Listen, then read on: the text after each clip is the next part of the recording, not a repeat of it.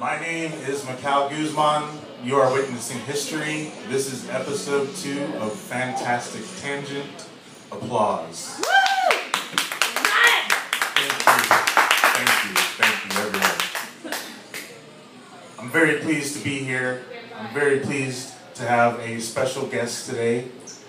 First things first, I have to do some due diligence. I had a friend come to the first episode, and as we were talking before the show, we were chatting a bit about Hawaii. I had a bad experience in Hawaii, and we didn't get around to talking about it. So as a way of saying thank you for showing up in person for the first show, Juki, I am going to tell about my experience in Hawaii. I was in the military at the time, starting out active duty, first year, maybe it was 2000, and the section that I worked in, I was only working with one other guy, this fellow named Erwin. I was an intel analyst, he was a signals analyst. He wanted to show me more about signal analysis. I didn't care about that. How I was drawn in to learn more about it was there was a warrant officer that suggested we take a TDY trip to learn more about it. TDY is just basically you take a temporary duty assignment in another place, and the place in question was Hawaii. So the warrant officer said if we did all the paperwork and legwork necessary, like made the contacts with the unit, we could go on this trip. We were very eager to do so because it's like, oh, Hawaii, we're thinking, yeah, beaches, fun in the sun, this is gonna be awesome, We're gonna have some, I can't even think, what is that shit with the pig? The luau and the, I almost said seance. Where they roast a pig? Yeah, what's it called when they roast the pig? Nobody knows. It's a luau. That's a luau. It's at the, anyway, okay, maybe that is just it. It's just a luau. All right. Now, we managed to make it happen. We got our trip approved. We were so excited about this thing. As I already told you, spoiler, it did not go well in Hawaii for us. And I think part of the reason is we kind of gained some ill karma because of what we did before we left. We were stationed at Fort Lewis, and at Fort Lewis, they occasionally host the Special Olympics.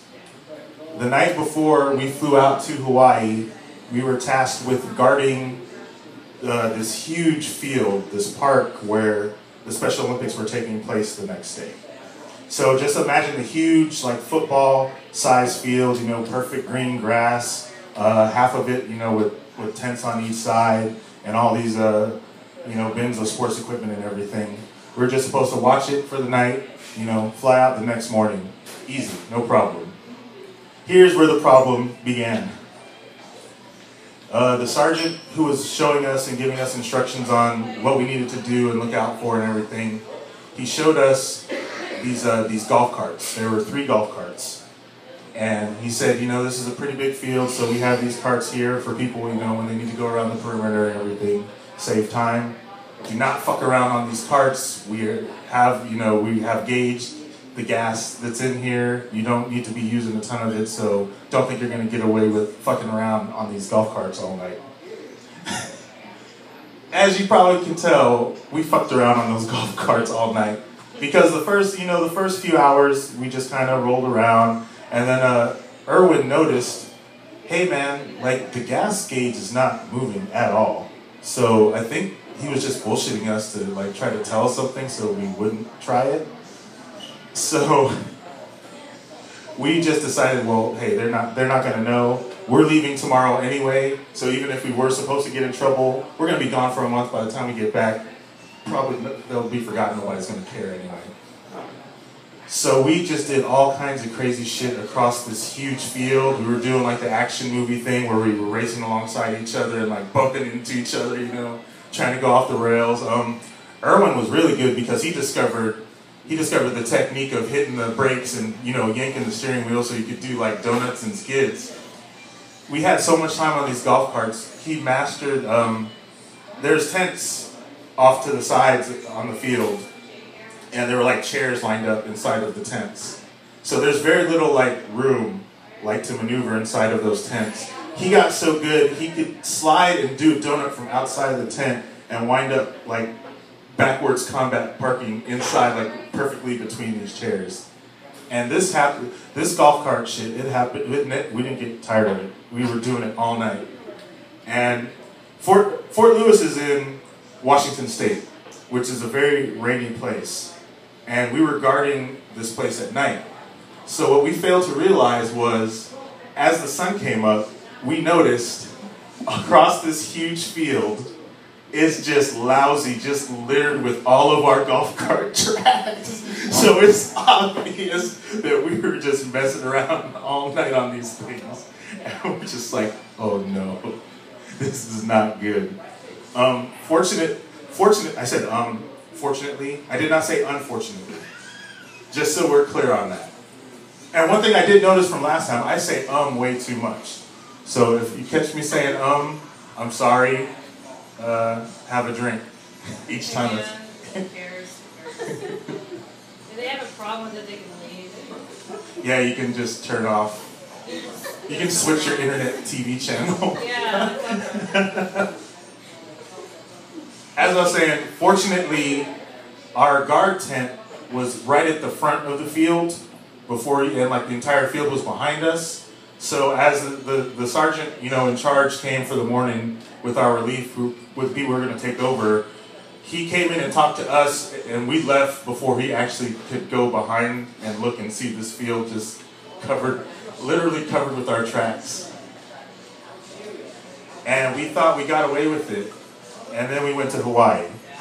Now, it's a great feeling when you're, a young dude, you're getting to go to Hawaii for the first time, you're on that plane, you got a friend / co-worker, and we're like, this is happening, man. And like we're going, into the landing, what's the landing sequence called? Like when they let you know, like get ready, prepare for landing. Prepare for landing, we'll call it that. Put your trays out, put your seatbelts on. I think it is a landing sequence. Yeah. You keep saying the word of the thing that you're asking about. Okay. Nailed it. Nailed it. So that's when, like usually when I travel, that's how I feel like, okay, now it's happening. I'm actually here. So of course, we get off the plane. It's pouring rain. It's bad out there. I'm so ignorant. I'm thinking, oh, Hawaii, it's going to be so tropical and lovely. Yeah, it's that way for a reason, because there's precipitation that causes lush vegetation to happen. But it's cold. We're in Hawaii and I'm cold. It makes no sense. And it's raining. Our escort comes to get us. We head to base, in the rain, and we get to the unit that we're supposed to be working with. We get to the barracks where, all soldiers usually stay. I say usually stay because even though we were assigned to this unit, when we got there, nobody could account for us. Nobody wanted to take us in. They didn't have rooms prepared for us or anything, even though they knew we were coming. One soldier even asked us, hey, where are you guys staying? Well, we don't know yet. And he just said, that sucks. So we were we had to beg an infantry unit that was down the street to stay in their barracks. And there was a soldier there who, he saw us kind of wandering around. And we had nothing, like we had no linen, no nothing. The room they offered us was just, bare mattress. And it sucked because even though we're in Hawaii, they had the air conditioning on blast. It was super freezing inside of that room. And, we wound up just borrowing wet weather blankets from another soldier who just took pity on us. And wet weather blankets aren't even good as blankets. They're mainly supposed to keep you dry. They're not like made of wool or cloth or anything. They're like thin fucking plastic. So our first night in Hawaii, magical, lovely Hawaii, was spent shivering on uncovered mattresses with little, very small wet weather blankets. It was a very bad start. Fortunately, there was 2 other soldiers from our unit back in Washington who were there. They got assigned to stay with the Air Force. The Air Force does things right. And I should listen to my dad when he told me to join the Air Force and not join the Army. Because these guys got set up in a townhome-style 2-bedroom apartment for their stay. You know, full accommodations, living life great.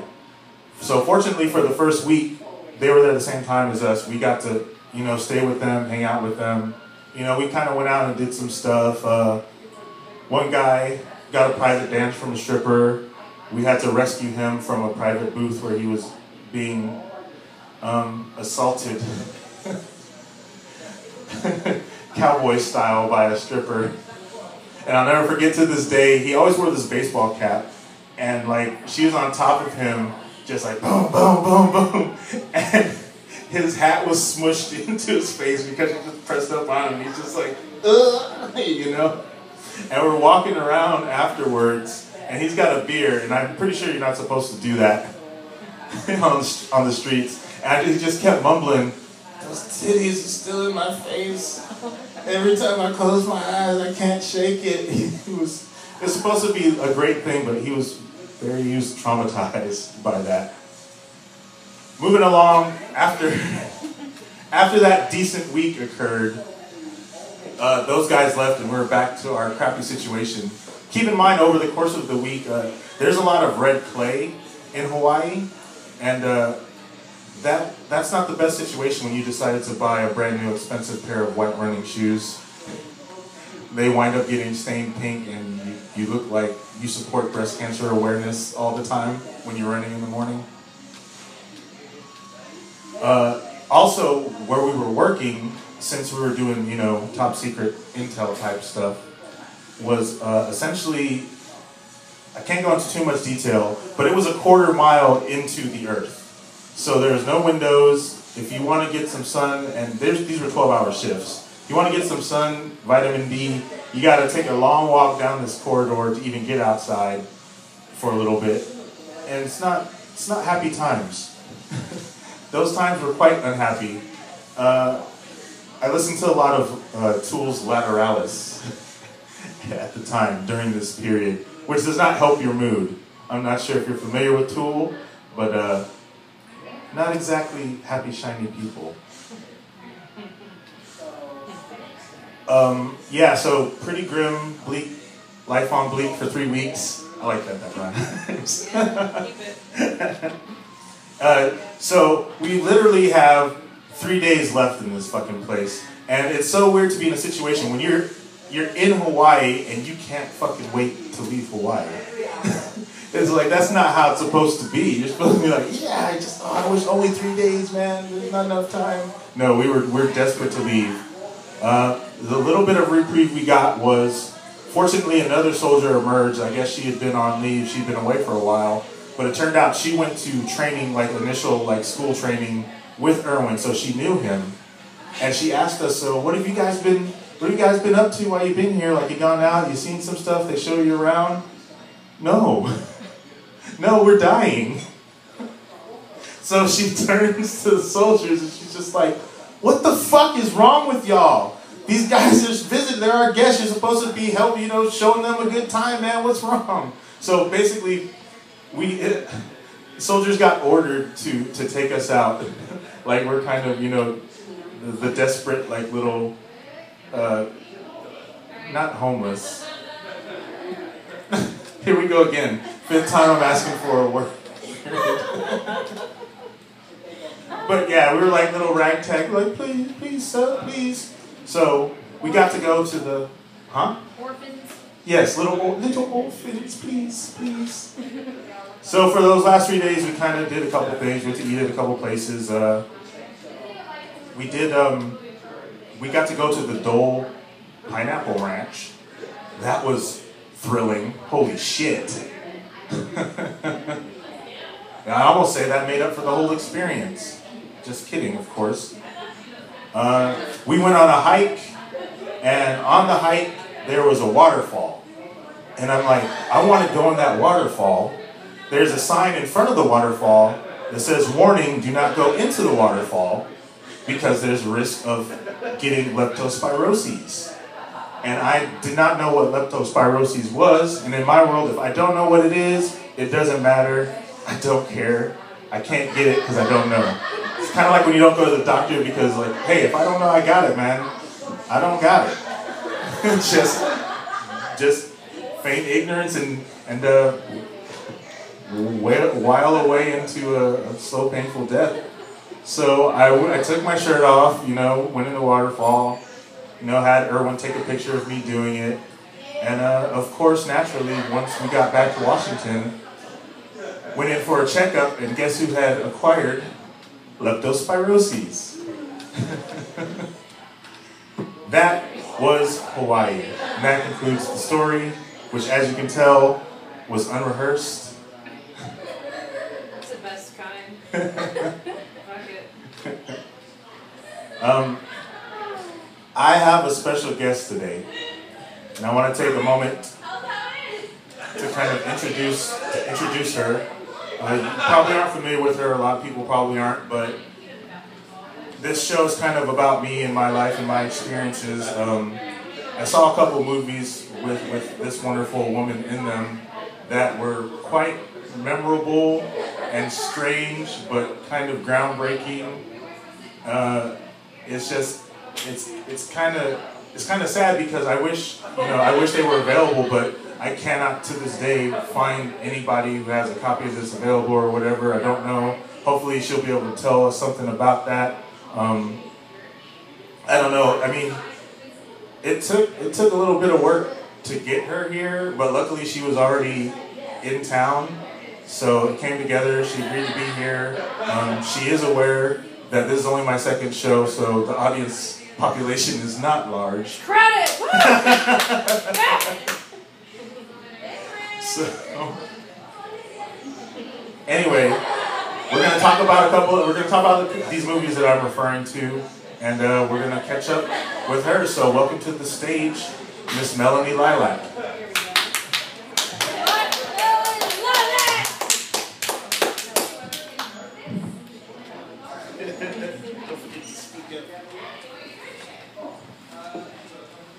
Welcome. Yes, it's on. You just gotta speak a bit louder. You look great. Hold the mic closer. Thank you. Yeah. How long have you been in town? 4 weeks about. 4 weeks. She happens to be in town because season 2 of, I almost said True Blood. Why do I keep mentioning the mistakes that I'm about to make? Who cares? Yeah, nobody gives a shit. Yeah, just do your thing. From Dusk Till Dawn, the TV series, it's in its second season, or they're going to be filming the second season. That's right. I haven't seen the first season, but I'll probably have to. Why not? It looked not good. And it wasn't actually done by Robert Rodriguez, so it's like, why am I, you know... And then here's another big thing, totally derailing from the fact that I need to interview you and we have stuff to talk about. There's too much fucking stuff to watch these days. Like with Netflix and on TV, there's actually a ton of good shows on TV these days and cable. You know, it's too much. So that's why I haven't watched it. It didn't make the queue. Do you watch a lot of TV? Too much. Too much as well? Even as an actor, you find yourself watching a ton of TV? I'm a fan of this medium. That's why I'm in this medium, so I can't stay away. It makes perfect sense. It makes perfect sense. I'm very excited to have you here. Listen, I don't meet a lot of. I don't know. Would you consider yourself a celebrity? Are you like famous in other countries that we like don't know about? I'm sure that's a thing. I've been focused on different things for so long, don't even consider it. Yeah? Okay. Well, to me, you've been in these movies that blew my mind, and they're kind of like held in a higher regard in my brain because they're kind of like these fever dreams, and you know, they're like the memories. Like, we can't go back and rewatch what actually happened. We kind of can only go off what we saw because I haven't been able to watch these movies again. So it's kind of like my recalling of it. So it's like, am I remembering it right? Was it really as great as I thought, you know? But you stood out in them, and you did a fucking great job in them. But what I'm getting around to talking about is, I'm a musician, and I make music. Jesus. That's good. I'm a talker. I like to over-talk and reiterate directly after I've already said something. But I have stuff online. I see, I get all these listens. I get all these likes and everything. And when I talk to my friends, oh yeah, I liked it. It's like, well, elaborate. Like, let me hear about, I want to know, where were you? How were you feeling at the time? What kind of imprint did it leave on you? I want to hear them talk about what I've done, essentially. Yes. Which I guess is kind of human nature to find out. So what I wanted to do was talk to you about where I was and what I was doing in my life when these movies were exposed to me. Sounds good. Sounds good? Yeah. I hope so, because you It's said happening. no. It's happening. This first movie, I believe it came out in 1985. I did not get to watch it until 1994 when I was in high school. The main draw it had to me was the fact that it had Bolo Yeung in it. And I'm a huge fan of Bolo Yeung, and you don't see him around very often anymore. If you don't know who Bolo is, I might help you draw a memory of it. He was the main villain in Bloodsport, the big old Korean yoke dude with the bandana. He was also before that in Bruce Lee's Enter the Dragon, so I'm sure everybody's seen Enter the Dragon, so you know that guy. He got stomped on by Bruce Lee to death. Do you remember that? I do. All right. I'm tempted. I want to see if you're willing to do something. So in Enter the Dragon, I'm gonna test your thespian skills. Sure. In Enter the Dragon, Bruce Lee stomps and stomps on Bolo until he's dead. And then in the end, he lets out this pained cry of anger and despair over what he's done. Do you want to attempt that right now? Oh. No, motherfucker, of course not. I'll probably pass on that, but if you want to give it a go, I'll listen. Fair enough. Let's just move past it. I don't want my first non-friend guest to be a walkout in the middle. Okay, so this movie was called Hawaiian Cull, and it's kind of strange. I don't remember quite enough about it. But it was pretty interesting because in movies you have you have your protagonist and your antagonist. This was one of these early movies that was interesting to me because the movie was pretty much all antagonists, but they just didn't like each other. So Hawaii, the indigenous Hawaiian population is kind of reclusive. They don't like to deal with tourists and non-Hawaiians, and rightfully so. This movie, the premise was there's a developer, and he comes in and he just wants to wipe out this huge area of the island. Hawaii is a series of islands. The big island, I guess. Yes. Okay. So he wants to just eradicate the shit and, use it to just build property and stuff and make a resort for Japanese tourists because there's a ton of Japanese tourists. And here's the thing about alright. When I was in Hawaii, this is the thing, maybe somebody can explain to me later. When we were in the city walking around, you would see these Japanese guys dressed very nicely, and they had flyers. And there's a ton of, Japanese tourists or whatever. And as they're walking by, they hand the flyers to the Japanese tourists, but if you tried to get one from them, they would not give you one. So what the fuck were those flyers for, man? What was going on? You're in a country where the natives don't want you, and you're in a country where the major tourist population doesn't want you there either. It's what the fuck? Anyway, in this movie, you're part of this cabal or this I don't want to say terrorists because you guys weren't necessarily terrorists, but it's kind of like a mercenary group of some sort that was led by Bolo, and I guess the developer had hired you guys to help. That's why it was called Hawaiian Cull, because he wanted them to. A cull is when you just wipe out, you just kill a ton of shit. Usually it's animals, but they wanted to cull the Hawaiian people in that area so they could take it over, and they hired you guys to do that. But the twist in the movie, what they don't realize is that you guys are there to cull them. So it's basically you guys wiping these fuckers out. And one thing I did need to ask you though was who directed the movie? Someone that you're probably quite familiar with, Luc Besson. No! You're lying. I'm not. Luc Besson directed that? Yeah, absolutely. It's a wonderful experience. I'll never forget it. Luc Besson, Fifth Element. Leon the Professional. Nikita. And you're just sitting here chilling next to me like, hey, it's whatever, dude. I've come to terms with it. I guess it was a while ago too for you, so it's like ancient history. Yeah. That's fucking. So you're an actress? Is that what you do? It is, yeah. That's my craft. And not of late, but yes. Yeah. So where do you live? Where do you live? The audience is asking. Thank you. Chicago is my main homestead. I'm not always there, so I live around. You live around? So how long have you been acting?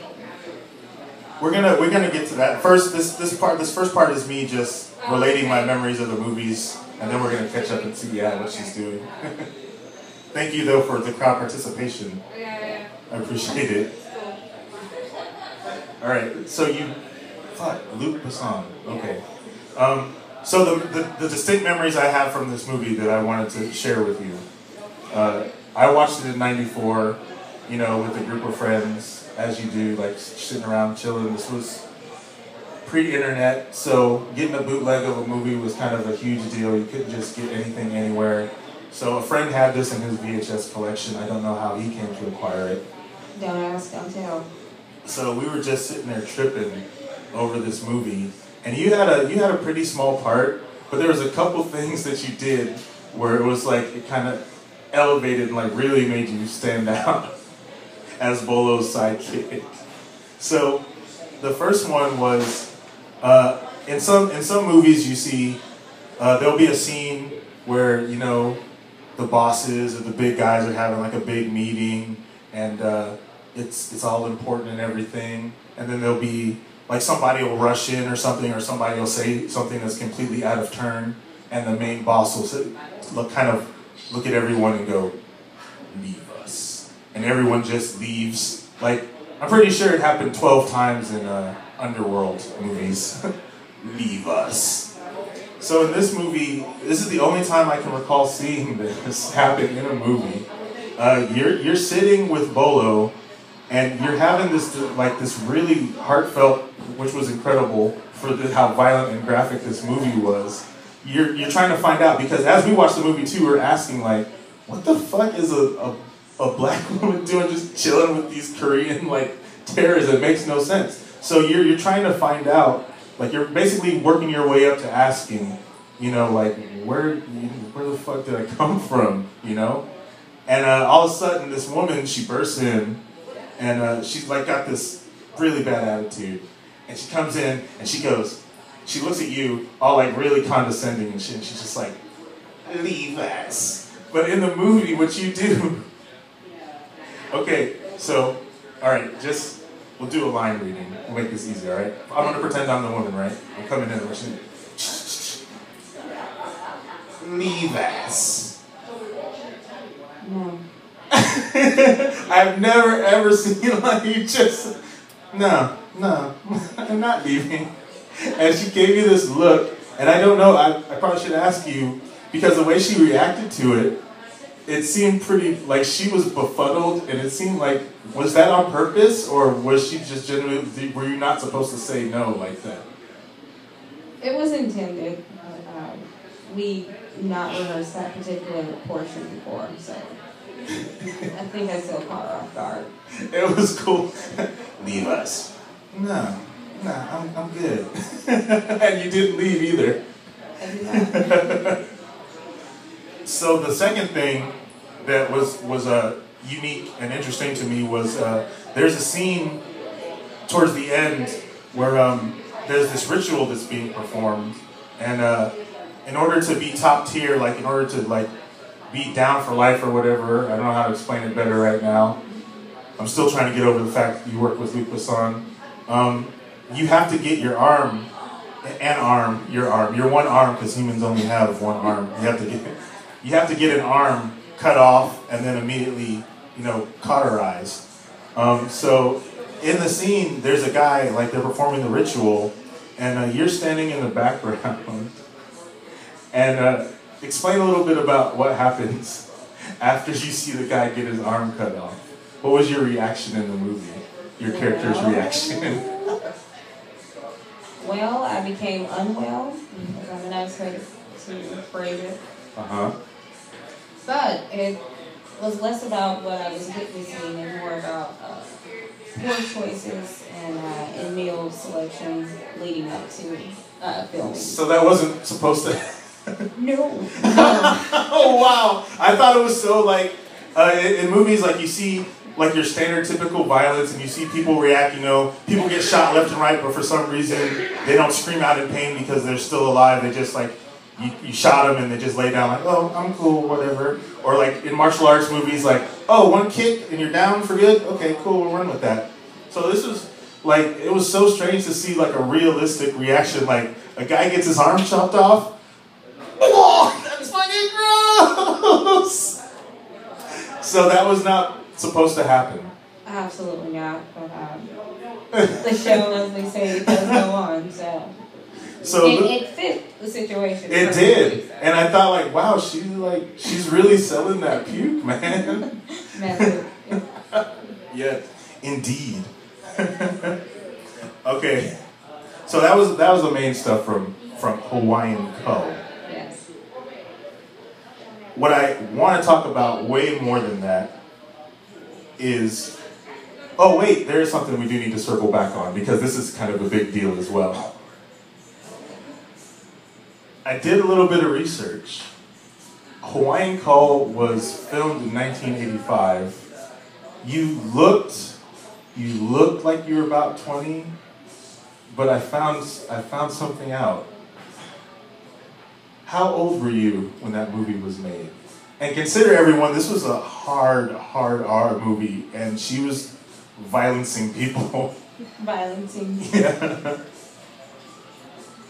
Oh, well, it's safe to say now, time has passed, but I was actually 16. So. You were 16? Yeah. So how did you manage to scam your way into that? Lots of charm, and persistence. I just knew... The charm is obvious by the movies I've seen, yeah. Thank you. I just knew at a very young age that in front of a camera was where I wanted to be. So I made it happen, and in a public forum, that is as much as I can admit to. Okay. Was that how far along in your acting career were you when you did that movie? Was that like your first big breakout or what? Absolutely not very far. So that was the thing that put me on the map. Put you on the map of Hawaii. There you go. Oahu. It's called a luau. Thank you. That happened before, so. You know what sucks about Hawaii? When you go to Hawaii and they put the lei on you, and then when you leave Hawaii and they put the lei on you, and they have to make that fucking joke about getting laid. They don't have to? Yeah, see, that's the point. They don't have to. It's like, it's established. We don't need it. We're cool. We're cool on that. Anyway, the more we talk, and especially after that story, I'm realizing, I don't care for Hawaii. I don't even like Spam that much. If I eat masubu, I have to cut it really, really thin to go with the rice and seaweed because it's just it's packed salt. Did you eat Spam when you were in Hawaii? I did, but you're remembering it in a different vein than I did. It was fine. It was fine. It was fine. I'm sorry. You in Hawaii have had some very bad times. I appreciate that. thank you for acknowledging it. Wait, what was the name of the bacteria? Leptospirosis. Are you familiar with cryptosporidium? That's the flesh-eating stuff, No, right? it's not. It's another. It is an intestine tacking bad time. Ooh. No, so your story about that reminded me of my story about the cryptosporidium. Is that what you got that made you puke on the movie? Yes. Good. Well, I guess you were young and you had, able-bodied and able to recover from that. And well. All right, everybody, we're here with Melanie Lilac, one of the best actresses or actors that you've never heard of before, and in some great movies that you probably will never get to see, and I'm sorry you didn't, but I get to have a life experience here with her today. All right, what I'm very, very hyped to talk about, because this movie was so groundbreaking, and I lament that it's not available because I wish everybody could see this. You're in another movie called Lady Flechette, and the title alone, Lady Flechette, like if you ask anybody what a flechette is, 9.9 times out of 10, they have no idea. No clue. You know what a flechette is, sir? No idea. All right, he has no idea, yeah. Case in point. Flechettes are kind of an antiquated weapon. They're used in the military. In some like poorer countries' militaries, they still use them to this day. It's like tons of like little mini darts, and usually they pack them in clusters and like fire them as artillery or tank rounds, and they just basically shotgun burst all over the place. So it's just like tons of these little darts. It's really badass if you look it up on Wikipedia. Not right now. Continue watching the show right now. Or maybe just open a new tab, because you already see what we look like. There's not any CGI. That's already a problem. Don't encourage that. Split your attention more. Yeah. All right. Stay tuned. Stay with us here. So, Lady Flechette. This blew my mind. I saw this when I was in Kosovo, because like you tend to just like circulate bootleg DVDs, amongst each other while you're over there. So unfortunately, this bootleg was not mine. I should have stolen it, but I didn't. But what really rocked me was I saw Hawaiian Cull in '94. I was in Kosovo in 2003. So this is like years later. I have no idea what I'm getting into. The guy just said, "Hey man, here's my bootlegs. Check out what you like." I saw the name Lady Flechette, and I was like, nobody knows what flechettes are. This has got to be fucking dope, right? So I'm watching the movie, and stick with me here because I need to describe the first scene to kind of help you get into the feeling that I got as I watched it. Now, this movie takes place in a kind of a poor area of Cleveland, and just you're gonna remember this differently than you were in it. But let me just, maybe you'll enjoy a fan like. Because I'm sure people don't come up and talk to you about Lady Flechette these days. Not often, no. I am enjoying this. All right, cool. So it starts out in the city, but it's kind of like a poorer city. And I don't know if you guys are familiar with The Wrestler. It's done in other movies too, but the opening is like this long take, like maybe 6-minute shot. And it's following her from behind, and she's got on like this badass brown leather jacket, but you don't know who she is because it's just like tracking her as she's walking down the street and stuff. And the thing that was cool about it is you're not like the tallest person. You're kind of. I'm not the tallest person. Yeah, you're kind of a little short. So the thing was, the shot, even though she's shorter, it's still from behind. So it's like people are taller than her, so you don't quite see everyone's faces. But it's still just acknowledging her height as it goes through, instead of just trying to make a big, show everything type of thing. It's really like in there, and it looks so fucking cool, man. So it's this tracking shot. You're walking down the street. There's a couple people kind of quietly acknowledging you, and you quietly it's unspoken yeah, I know who you are, respect. Yeah. And you stop at this stand to get a churro.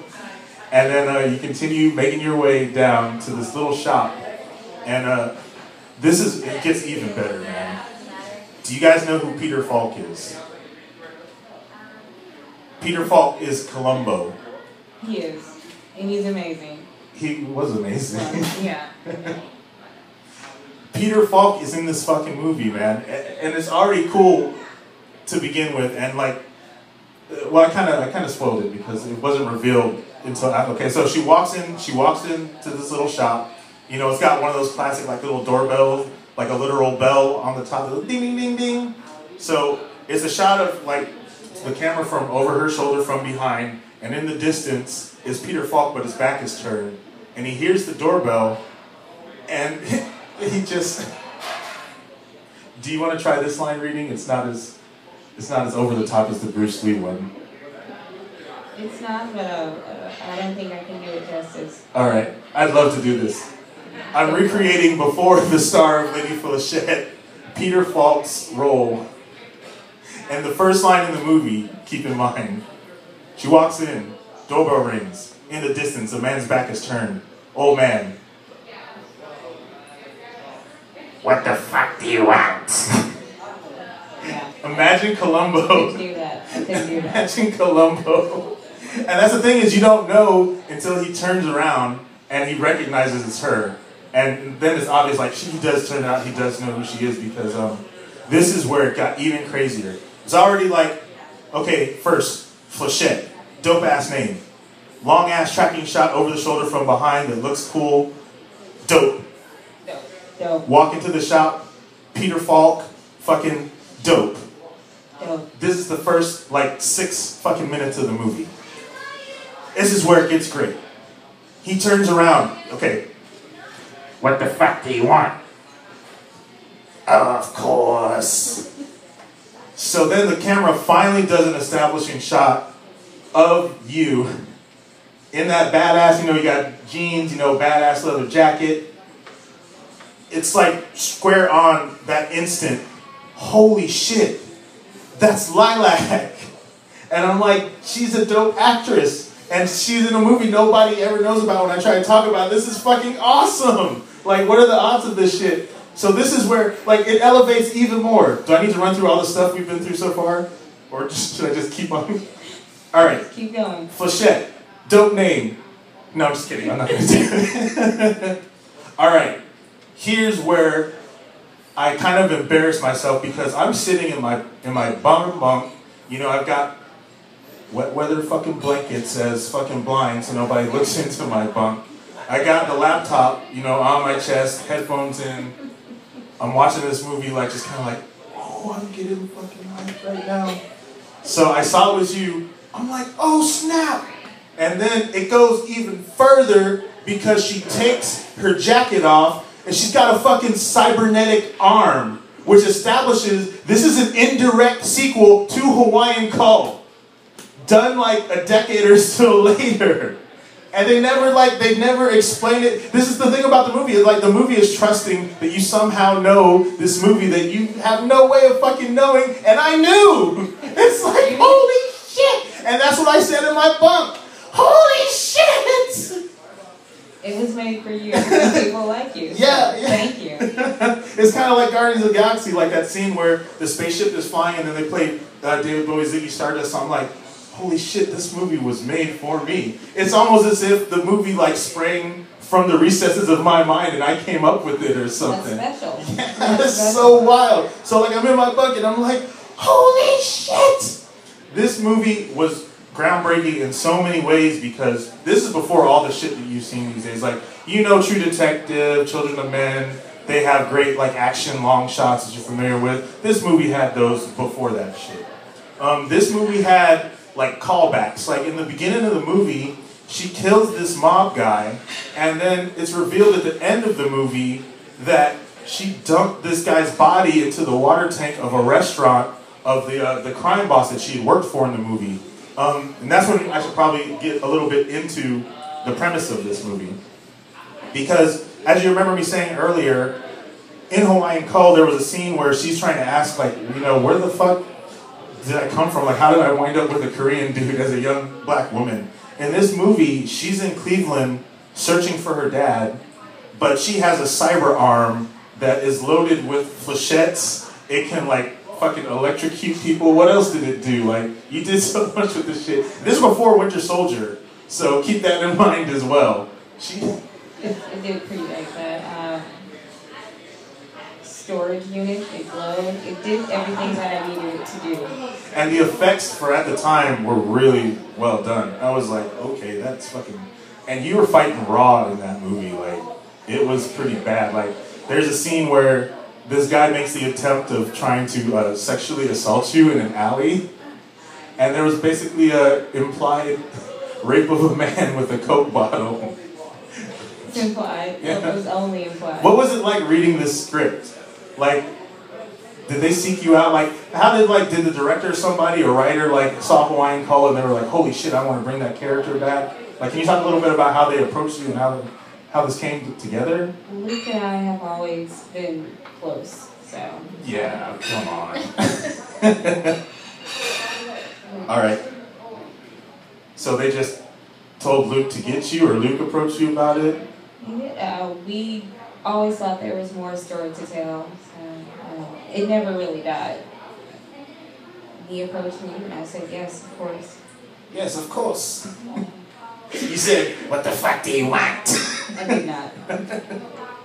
All right, so yeah, there's a lot of stuff that comes back around that happened in the beginning of the movie, but it gets weird because, like, I've seen her in this first movie, it's like crazy, gory, over the top, violent. This one is like grittier. It's mature, but it's still kind of like fun, like tongue-in-cheek in a way, and it was a great movie, and you did great in it.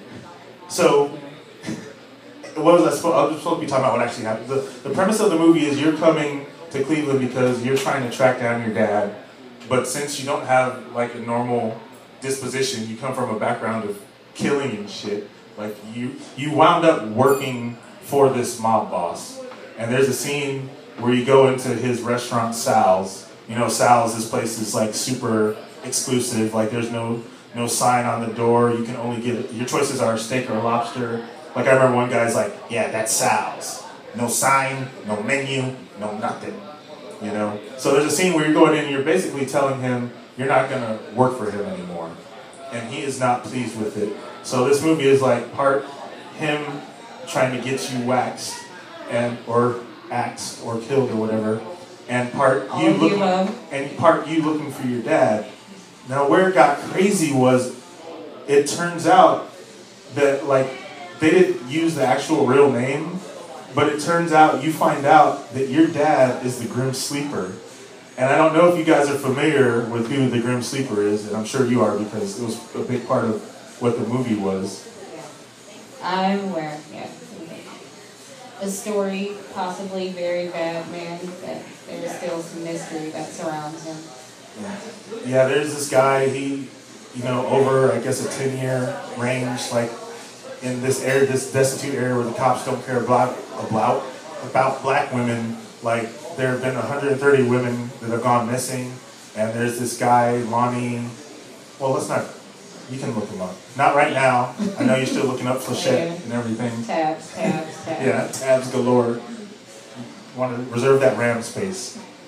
But, yeah, it's heavily implied that he's responsible for all of these women, and even if he isn't, there are still eyewitness accounts of him just doing He terrible... did something. Yeah. He did something. He definitely wasn't good. did something. Yeah. So this movie is weird because you're used to, in action movies, revenge, you're on some sort of quest of some sort or whatever. This was the first movie I saw where, like, I don't know about a person looking for their dad. They're a trained killer, and it turns out their dad is like a despicable person, and you've been spending all these years trying to find him. And, I mean, do we want to, I guess we kind of have to spoil what you did in the movie, because I don't think anybody is ever, unfortunately, going to get to see this thing. It's not spoiling, it's sharing in this case. Okay. So, what happens is, she meets the man, and he has her killed.